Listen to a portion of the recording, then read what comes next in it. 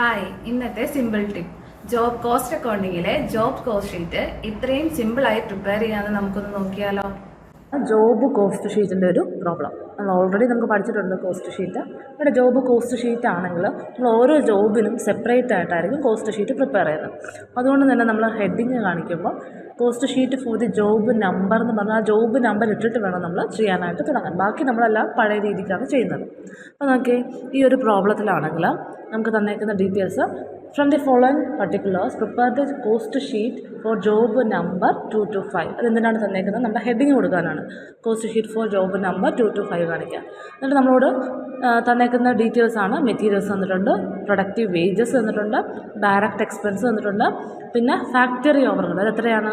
Productive വേജസിൻ്റെ 60% ആണ് factory over head എന്ന് പറയുന്നത്. പിന്നെ ഓഫീസ് ഓവർ ഹെഡ് അത് എത്രയാണ്?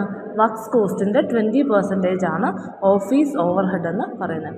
പ്രോഫിറ്റ് എത്രയാണ്? 25% ഓൺ കോസ്റ്റ് ഓഫ് പ്രൊഡക്ഷൻ്റെ 25% ആണ് പ്രോഫിറ്റ് എന്ന് പറയുന്നത്. അപ്പോൾ എന്താണ് നമ്മൾ നേരിട്ട് അങ്ങോട്ട് ചെയ്തു പോകും. അപ്പോൾ അത് പിന്നെ എന്താണ് ഹെഡിങ് കൊടുക്കാം?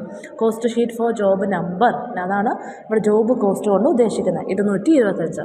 നമുക്കറിയാം, നമ്മൾ ജോബ് കോസ്റ്റ് ഷീറ്റിൻ്റെ കോമ്പോണൻസിലെ ഫസ്റ്റ് കോമ്പോണൻറ്റ് ഏതാണ്? പ്രൈം കോസ്റ്റ് കണ്ടുപിടിക്കണം. പ്രൈം കോസ്റ്റ് എന്ന് വെച്ചാൽ എന്താണ്? മെറ്റീരിയൽസും വേജസും ഡയറക്റ്റ് എക്സ്പെൻസും കൂടെ ആഡ് ചെയ്യുന്നതാണ് പ്രൈം കോസ്റ്റ് എന്ന് പറയുന്നത്. ആ പ്രൈം കോസ്റ്റ് കിട്ടിക്കഴിഞ്ഞാൽ നമുക്ക് രണ്ടാമത് അതിൻ്റെ കൂടെ എന്ത് ആഡ് ചെയ്യണം? ഫാക്ടറി ഓവർ ഹെഡ് ആഡ് ചെയ്യണം. എങ്കിലേ നമുക്ക് വർക്ക്സ് കോസ്റ്റ് കിട്ടുള്ളൂ. ഫാക്ടറി ഓവർ ഹെഡ് എത്രയാണെന്നാണ് പറയുന്നത്? വേജസിൻ്റെ 60% ആണ്. വേജസ് എത്രയാണ്? 12,100 ആണ് വേജസ്. അതിൻ്റെ 60% വരുമ്പം 7,260 വരും. അപ്പോൾ പ്രൈം കോസ്റ്റിൻ്റെ കൂടെ ഫാക്ടറി ഓവർ ഹെഡ് ആഡ് ചെയ്യുമ്പോൾ നമുക്ക് വർക്ക്സ് കോസ്റ്റ് കിട്ടും.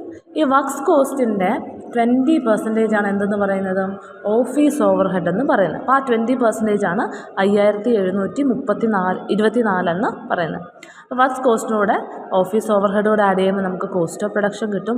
കോസ്റ്റ് ഓഫ് പ്രൊഡക്ഷൻ്റെ 25% പ്രോഫിറ്റ് എന്ന് പറയുന്നത്. അപ്പോൾ 25% നമുക്ക് 8,586 കിട്ടും. അത് കോസ്റ്റ് ഓഫ് പ്രൊഡക്ഷൻ്റെ കൂടെ പ്രോഫിറ്റും കൂടെ ആഡ് ചെയ്യുമ്പോൾ നമുക്ക് സെയിൽസ് കിട്ടും.